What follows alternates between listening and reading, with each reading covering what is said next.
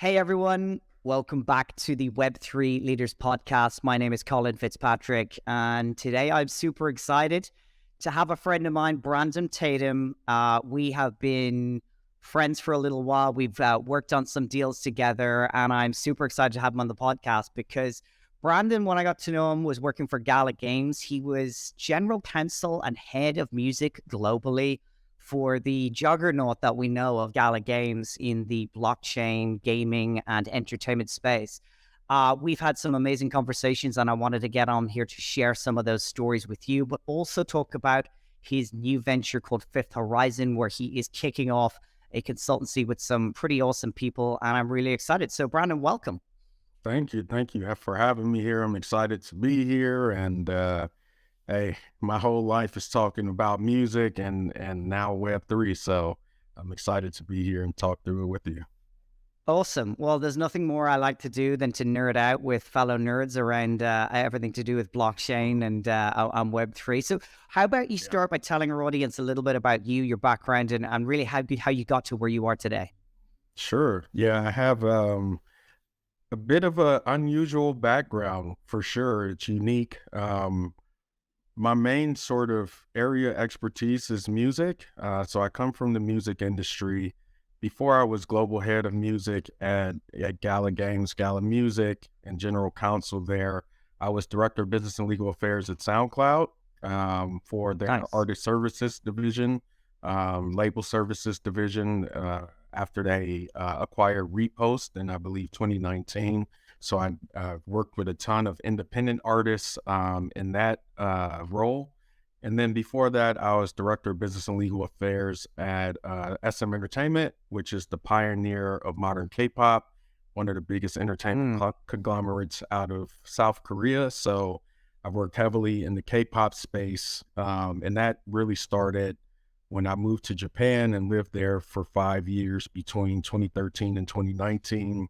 And I worked heavily in the J-pop industry and then in the K-pop industry, and then for a very large Big Four Japanese law firm doing commercial and technology transactions on an international level. So that's the most recent background. Before that, I was representing various very well-known music artists and producers, as well as up-and-coming emerging artists. So I've always had a passion for music, really.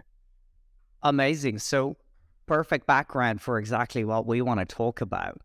Before I kind of get deep into it, tell us a little bit about your role in Gala. I mean, being general counsel, head of music globally, you know, I've been fairly deep in the industry for about 3 years, but you were a whole lot more deeper. Kind of want to get, some of the stories that you have around what the transformation that you've seen over the last little while, and where you think it's going in the medium future. So at Gala, I initially started as general counsel, and pretty quickly thereafter, I think within 4 or 5 weeks, I was promoted to VP and global head of music, and really tasked with, helping build out the music proposition, and particularly with artist acquisition, getting artists on the platform. And a lot of that has to do with my own personal network of artists and people in the music industry, but also a lot of education, because still a lot of artists don't understand Web3 and how it works and what it means to put their music on the blockchain and how the rights work and how they're going to get paid, all these sorts of questions that I really spent a lot of time when I wasn't, organizing events or going out and acquiring artists. I was educating them about how it works. And the same with partners too. So partners in the music industry, whether that be major indie or indie record labels looking to enter into the Web3 space, also need education. And it's very important because if you make the wrong move in the space, it could cause permanent damage to you, your brand, and your fan base. And speaking of that, it's particularly relevant to the Korean market, actually, jumping back to that, because when artists first tried to kick off with Web3 music projects in that market, there was a lot of pushback early on because crypto and its effect on the environment. The K-pop fan base was very upset about it. And so you've seen a slower adoption of Web3 projects for music artists in that space for that reason. But it's moving along now, actually. And do you think that really, especially since we've seen Ethereum move from proof of work to proof of stake, do you think that objectives is finally sort of fading out and we have less objectives from that? I think so. I think that now it's just education, pushing that message down and making sure people get it, and taking your time. Don't try to rush and force things on people. Take the time to explain how it works, Well, I suppose it's like they say, you don't learn crypto, you live crypto. I don't know whether you saw the one of the pictures online that went about that bank that had the Bitcoin logo put on it the other day, and underneath it didn't say buy Bitcoin, it said study Bitcoin. And I think that's really, really important. And like you mentioned a minute ago, education is just, the fundamental thing we're all doing here, especially in the music industry. I mean, I go back 3 years to when I started my journey of a, company that's trying to do concerts and NFTs and in the metaverse. At the beginning, people thought I had two heads. They really didn't get it. But since that, and talking to a lot of record labels and talking to a lot of individual artists right now, as far as I'm concerned, and for the last, year to 18 months, they've just been bombarded by everything NFT and metaverse. Yeah. But they're not tech people. These are artists. These are musicians. They don't necessarily really understand it. I mean, a lot of tech people don't understand. Yeah. Tell me about your journey of trying to help that along and how you think it's gone. That's a very important point you just made. The dichotomy between tech people and music people. A lot of Web3, like you said, it started by tech people, the projects. And oftentimes that creates a sort of divergence in terms of what you need to do strategically to attract people to that project. And from an artist perspective, who are not thinking technologically, they're thinking about their personal connection with their fans and their music. You can't ignore that. Right. So music is culture, and culture is very important. It gives us our sense of self. It gives us our sense of how we engage with community and how we engage with our environment. It's a set of shared beliefs and principles that we live by. So if you ignore culture, and this is one thing that I push heavily at Gala, and that I push constantly, before Gala and after Gala, is that culture is extremely important in music.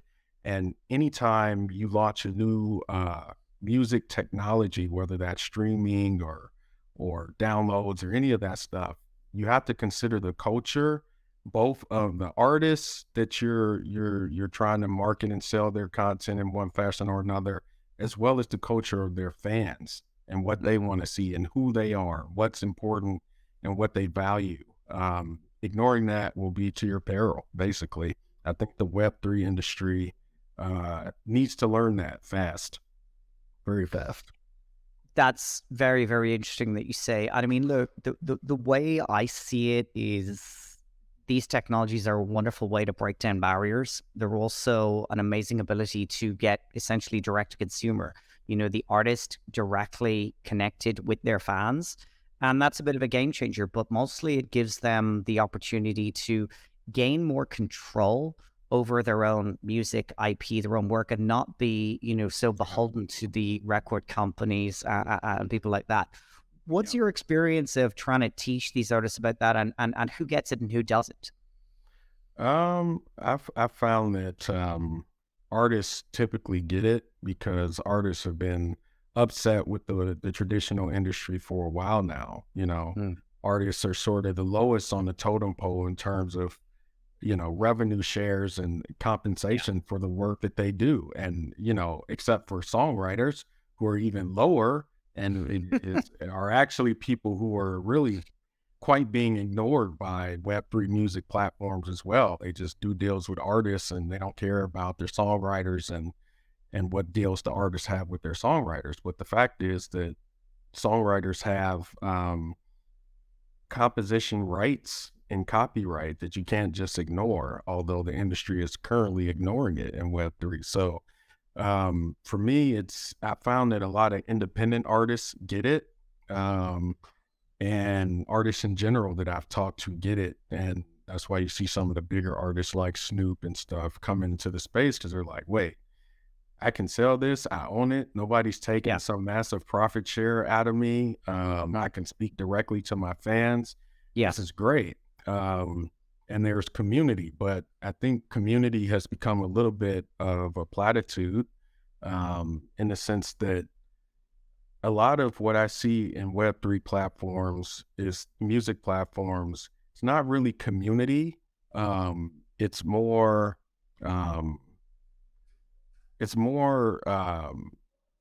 really profit chasing, earning, it's still speculative. And I think there needs to be more true focus on community, and community needs culture. Again, that's the culture. You need to focus on both of those. So that's where I'm at with it right now. I love the story that Snoop tells. He was on a podcast a little while ago, and he basically said, look, the music industry is broken, and the artists have less and less control over their own IP. He bought over and became president of Death Row Records, and he said, right, I'm taking my music and the music off Spotify and Apple Music. And the guy said to him, but, what about the people who want to listen to that music? He said, what about me? I made that music. I put my heart and soul into it. I put a lot of time, effort, money into it. And I'm getting pennies on the dollar out of a Spotify subscription. He goes, if you really want to own my music, you need to show that you own it. Owning a CD, that's not owning it. Owning a Spotify subscription, that's certainly not owning it. If I release this music as an NFT, then you can actually own it. And not only can you own it, you can trade it, you can profit off it. And that is transformational. And that's why I love talking to people in the music industry about how NFTs are really going to revolutionize the business that is pretty broken. Because as you said, artists and writers are at the bottom of the totem pole. That's not the way it should be. Right. And we have this opportunity for this decentralized technology that's revolutionizing the world in many, many ways, especially in the money system. And we can talk about Bitcoin all day, which I love to. But here is an opportunity for artists to take it back. And I mean, last time I was in LA, I met some really cool bands who are going, nah, we're making our album an NFT, and we're taking our small couple of thousand hardcore fans right now, and they're going to be our ambassadors. They're going to grow us. They can actually benefit from the success of our business. And if you look at, Snoop actually made this comment himself. He said, imagine Nirvana Nevermind, or Michael Jackson Thriller was released as an NFT. Okay, Michael Jackson was fairly good. Nirvana. Imagine being able to buy in at that stage and get, partial royalties for that for 30 years into the future. That's game changing. Yeah, I mean, I give the analogy of BTS, a more recent analogy, the biggest group of all time, probably. Imagine if there were social tokens underpinning BTS. So the way that BTS came up, which people may or may not know, is they started by cross marketing across all, major Web2 platforms in Korea and beyond, right? Global platforms as well as local domestic platforms. And they were excellent at it. If there was a Web3 platform at the time that allowed them, their fans to own a piece of that, you would have a lot of very wealthy K-pop fans right now. I mean, they would be ridiculously wealthy to that is fascinating. The social tokens. Yeah, absolutely. And there's no doubt we're going to see that. There's going to be the next, BTS or even a fraction of that successful if they adopt this model.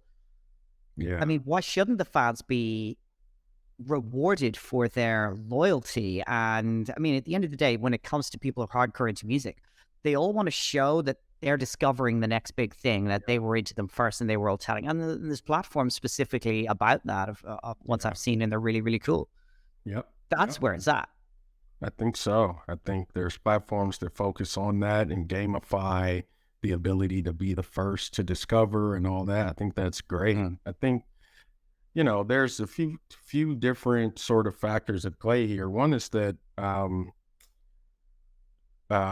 lot of people don't understand, going back to what you said about Snoop, and what he's saying, I put all my time and effort and energy and money into creating this. A lot of people don't understand what it costs to create music. That's the fundamental breakdown right there. They don't even see that. That's why it became a thing where people felt they could just steal it. Like, whatever, just give me that. It's music, it's here. I can have it on Napster, so give it to me.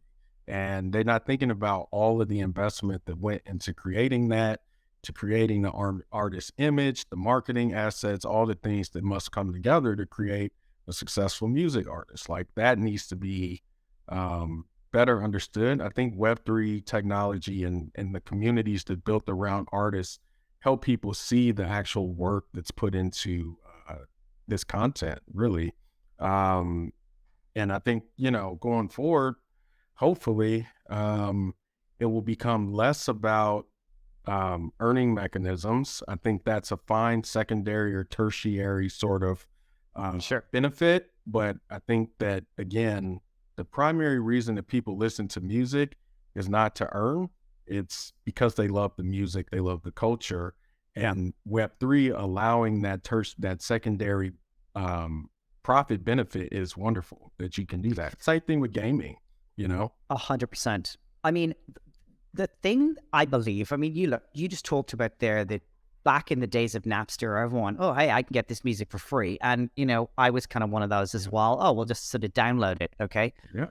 I think things have changed a bit now, because as soon as Spotify came out, and I kind of went, well, now I don't have to download anything. And, I still always bought music, but, not all of it. But now it's just like, bang. But this, 2 or 3% of people actually make any money out of Spotify, and the rest of them make kind of nothing. Yeah. I think things have changed now, because people, especially when you're a fan, you want to contribute. You want to show that you're supporting your favorite band or, or whoever it is, or DJ. And the easiest way to do that is with your dollar. And that's it. And people kind of want to support their act. And if it's $1 or if it's $10, or if you're a super fan, it could be $100 or something like that. They want to show that they're becoming part of this movement and this ecosystem, because it's inclusive. And if I'm spending money and I'm helping this person out, then I'm part of the action. And I think there's a community aspect about that as well.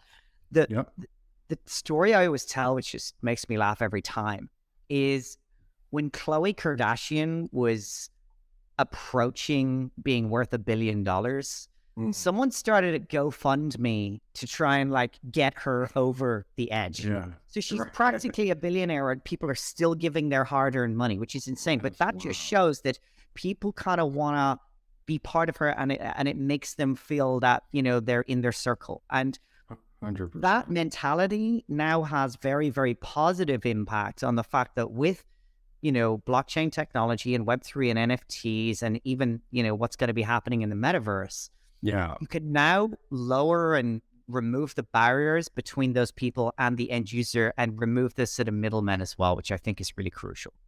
Yeah, and we saw a lot of what you're saying at Gala, just in terms of a community of people who want to be there to support the artists, and feel a part of the growth of their journey as a career.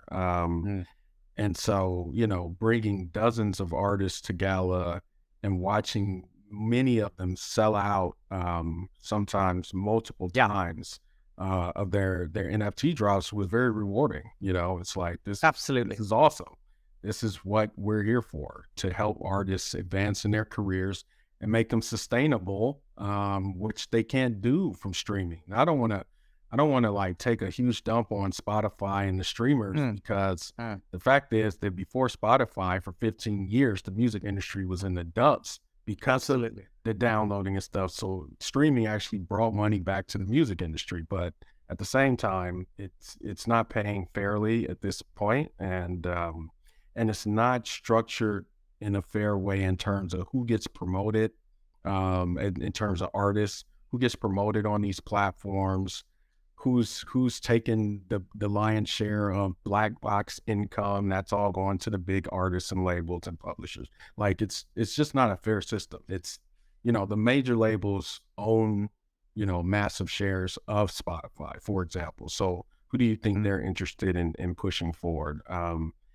It'd be interesting to see what they do as more AI music floods Spotify. They're gonna love that. Okay, so this is an interesting topic, and I'm completely fascinated about it. You have probably seen the video or the audio of Jay-Z rapping. Yeah, that was not Jay-Z. Yeah, and I was talking to someone else about this just yesterday. These AI voices are getting so good. And I'm actually also involved in a project with a friend of mine who's creating some digital characters and basically pumping a lot of music into it and getting AI to spit it out. I believe we're in for a very, very significant and rapid change in not only the music industry, but also the TV, movie, entertainment industry over the next few years. But you already have Tencent, the Chinese conglomerate, the massive one. They're pumping out AI music, and they're literally just reducing thousands of songs. And 99% go nowhere, but some do. Yeah. What's going to happen? I mean, look, the internet technology democratizes an awful lot, okay? But what's going to happen when anyone can just go, I want a rap song with this kind of beat, and I want a female vocal singing about this topic with, a male, doing the chorus, and it will spit out studio quality. Yeah. What's going to happen when those days come? I'm afraid, to be honest, for the traditional songwriter in particular, because you can see how, I don't think it will completely put them out of business, but I think they will lose some massive market share to AI, particularly when you think of things like sync earnings. Why are you going to pay, for some, expensive sync with an artist or expensive sync with some sort of music library when you can just have AI create something that gives the vibe that you want?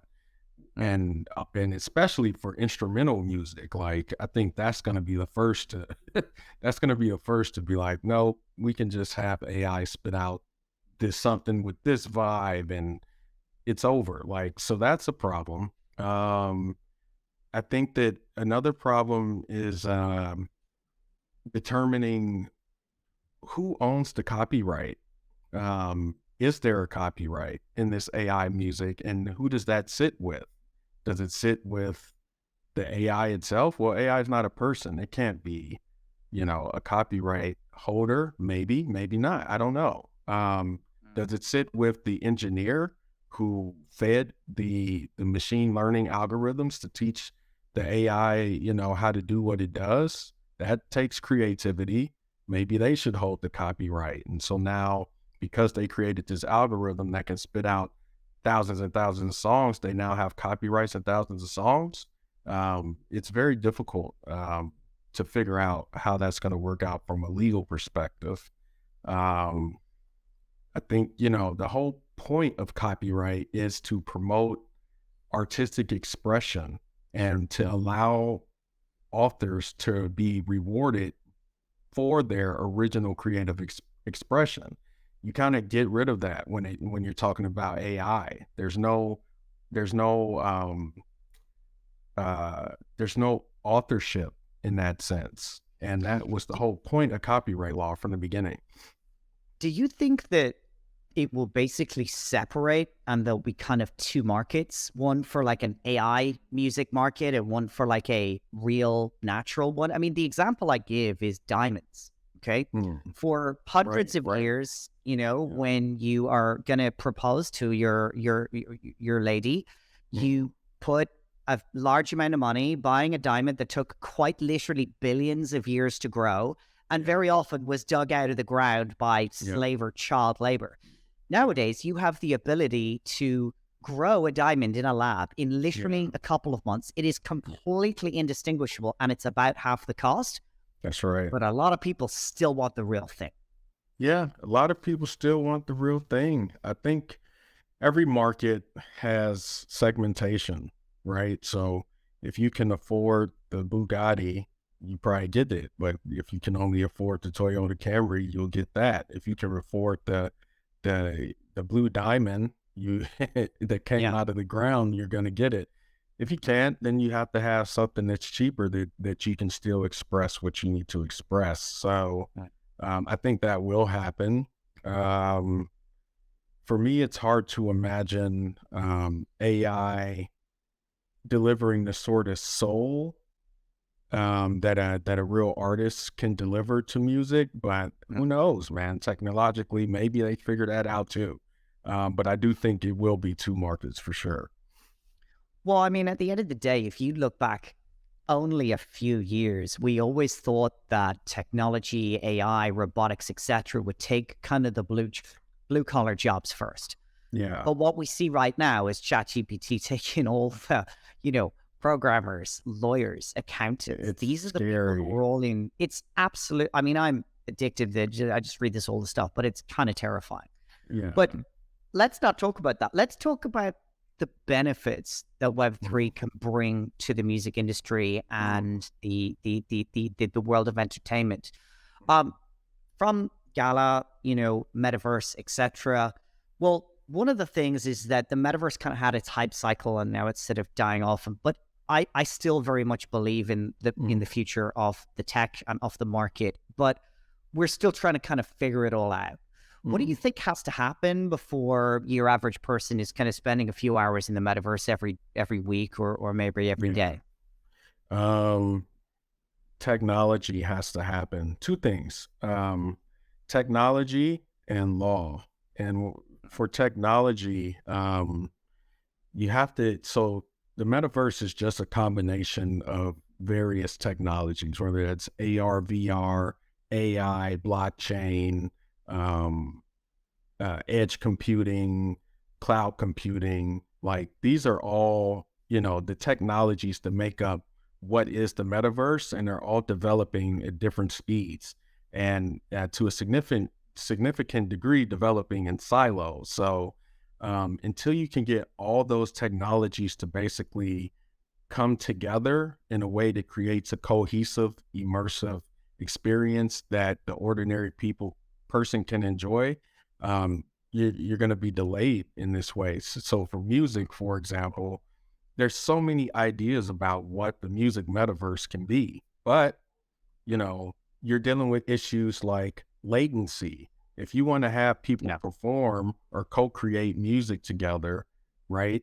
You can't have latency. It makes it completely intolerable. You can't play on beat together. So, in terms of like edge computing, to be able to move the computing of these devices that sit in the network to the edge of the network so that you can have these rich AR experiences wherever you go, that needs to develop. And then you need to have the storage solutions to hold all of that data. Because imagine the whole world becomes a big mixed reality, immersive AR experience where you walk out the door and you have, shades on like these, and you can see the AR overlaid on top of normal things like that. That requires a massive amount of data. How are you going to do that? That's tricky. So, and then on the law side, obviously the issues like securities law, but then you also have, for music, obviously the copyright law issues we were just talking about. You got AI and how you deal with that and copyright and moral rights. You have deep fakes, and you have to deal with name, image, and likeness rights, privacy rights, rights of publicity. there's and then you take that and you think that the metaverse is supposed to be universal, right? But you're dealing with different territories and they have different laws in different jurisdictions. So how are you going to make that work together? It is. Okay, It's so crazy. Just as you said, you've rattled off about 10 very, very significant major issues in the area of law. Let's talk about NFTs because it's a very gray area there. And I've been kind of deep in this as well over the last while. Now, I'm certainly not a lawyer, but I do have lawyers on my team. And, even they are can't quite give you a straight answer because it's not black and white and the precedent hasn't been set yet. What are some of the things you've seen and where do you think it's going to go? I've seen the efforts to, again, create earning mechanisms, which we think is a true benefit to NFTs, especially for music and other artworks and stuff, is to be able to earn and have people who buy these things to earn from them. But of course, you run into the securities laws issues. And like you said, there's no precedent yet in terms of, there's some small precedents. There's not enough precedent to really give us a sense of we can or we cannot do that. We can have a platform that's like Royal, or we cannot have a platform that's like Royal. That decision needs to be made sooner the better, because it's stifling innovation while we're sitting here waiting for regulation. Basically, people are still pushing forward with it, but if the SEC comes down or some other authority comes down and says, no, you can't do this anymore, platforms are just going to tank unless they can shift. If I was Royal or any one of these other platforms, I would be coming up with an alternative strategy at this moment, because it's at best 50-50 that your whole thing is going to be shut down. Okay. That's pretty wild. If the worst happens, how's that going to affect the rest of the industry? I think that there's still a lot of benefit and value beyond fans earning royalties from an NFT, music NFT, art NFT, whatever it is. I think that the community aspects and the rewards aspects that you can build into these projects that skirt securities laws are still very valuable and will still be attractive enough to bring people into the space. So once that is decided and having that clarity, like let's say the SEC says, hey, actually, no, it's not a security at all. Yeah. And then all of a sudden, everybody's going to do that. It's like, oh, hell yeah. But right now, everybody that I talk to, all the different platforms that I know of that are coming out, music platforms and Web3, most of them are avoiding that strategy or trying to find sneaky ways around it. So yeah, that clarity is going to help. If they say, you know what, this is a security, it's clearly, meeting all the elements of the Howey test, you're expecting profit from the work of third parties, then that ends it. And so then you focus more on communities and rewards that are not monetary and about profit. Yeah. Okay. Tell us about your new venture. Yeah. Fifth Horizon. We are a Web3 entertainment consultancy. I'm co-CEO with my co-CEO, Lucy Rogers. We haven't announced it really publicly at all yet. Still in a certain amount of building phase, but we are working on some really, really cool projects right now with companies like Lockerverse. If you look them up, the founders include LeBron James's wife, Savannah. Nice. As well as some really great guys that put together this company focused on culture and community around music and sports.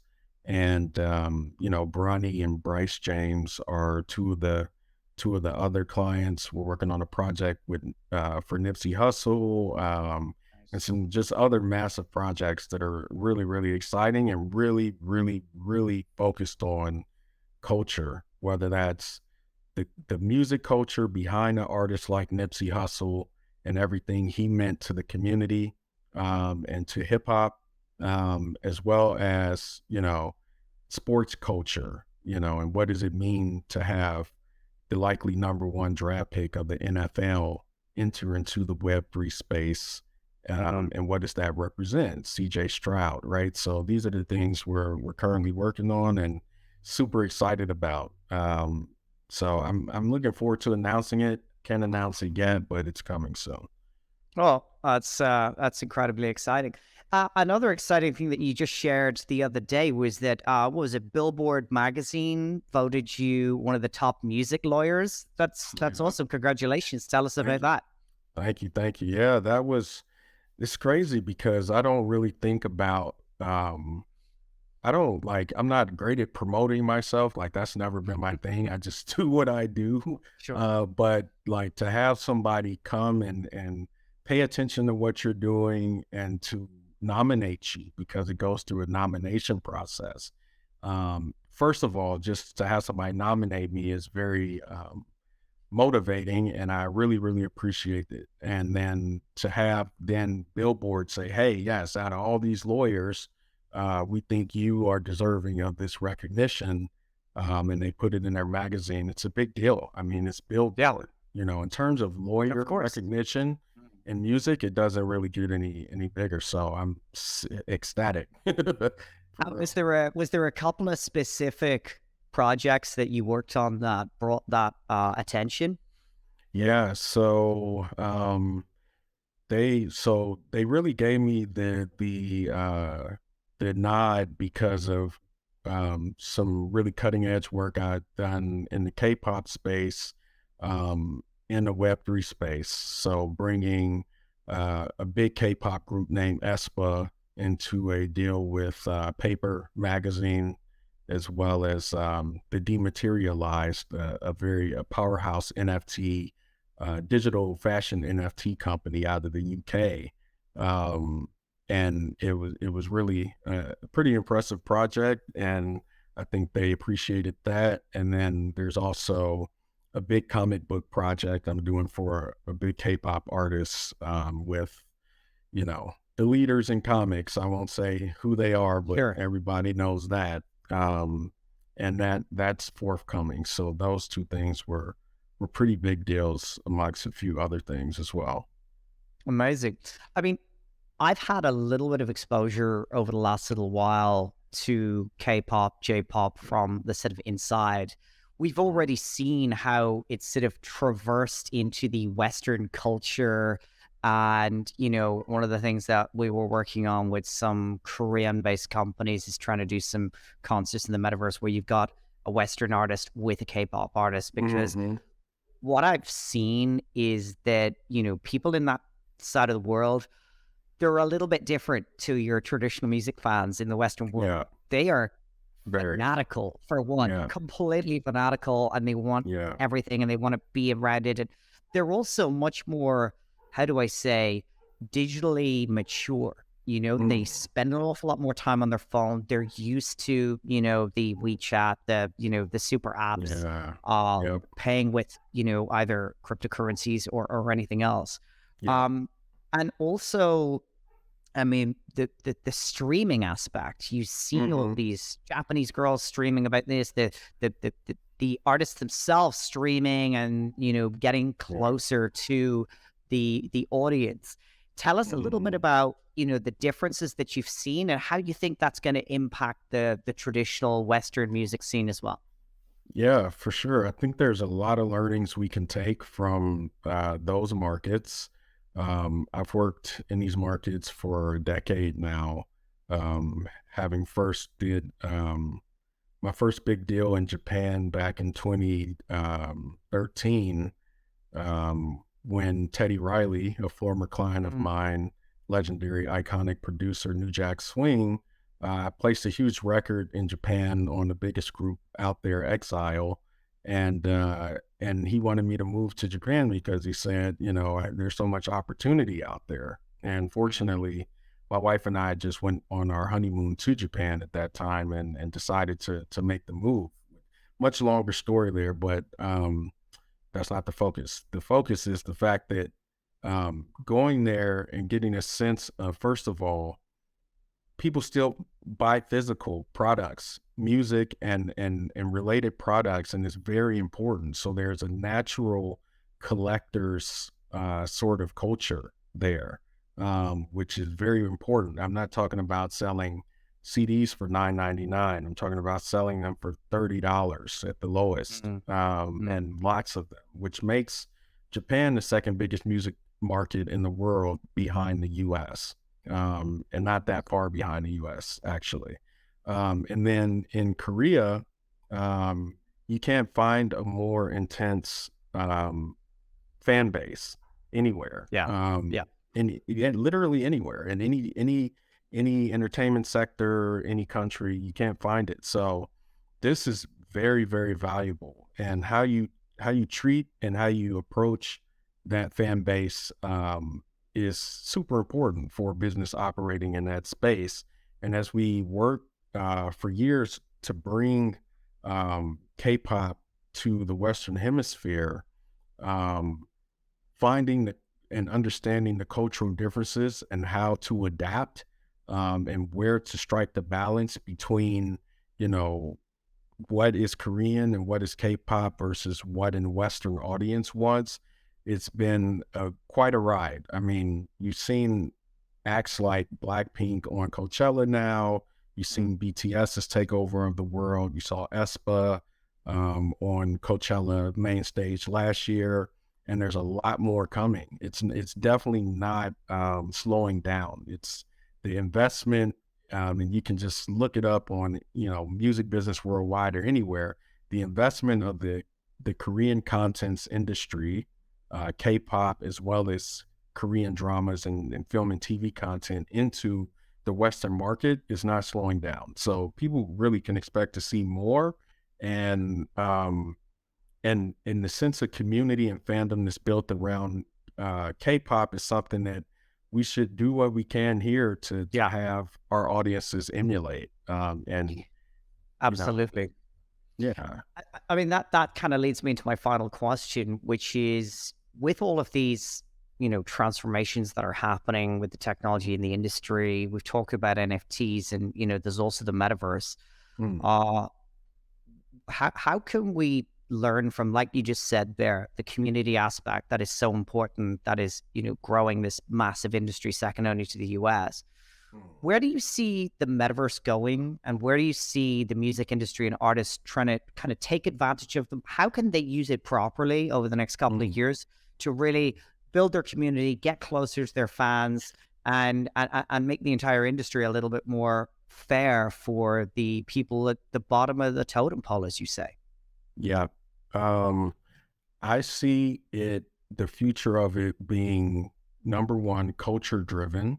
There has to be a constellation between community, culture, and great content. I see that happening. And then the next thing I see is the industry to begin to accept and support it fully. I think that's coming, but that only comes once we start to get clarity around the laws. Before we get more legal in place, it's going to be hard for them to risk their brands in the space. So we need to see that progress. And then in terms of what artists can do to help move that along, I think the main thing artists need to do is create very authentic projects in the space that they are committed to. Not some, like, don't just do it because it's it's the cool thing to do now, and then just let the whole project die. Like, you need to build projects that have an ongoing value to a fan base, and that's the number one thing artists need to focus on, in my opinion. And then we'll see great results. For sure. I mean, that goes for the entire Web3 industry, really. as well as the music industry. You know, at the end of the day, they're all business. And I think sometimes people forget that. But awesome insights, Brandon. Thank you so much. Thank you. I'm really excited for your new project. I can't wait to hear about all of those sort of things you told me about earlier. What we're going to do, we're going to invite you back onto the podcast in a couple of months, so that once you're ready to make those announcements. But it's been such a pleasure, and I think my audience will really enjoy your very unique insights from your incredibly wide and varied background. And wish you all the best of luck with Fifth Horizon. I can't wait to speak to you again soon. Thank you. We're helping brands translate audiences into communities. That's what we're doing at Fifth Horizon. So keep an eye out for us, and I'm very excited to join in again for the podcast, Colin. Thanks so much. Awesome. Thanks, and speak to you again soon. All right, man. Cheers. Take care.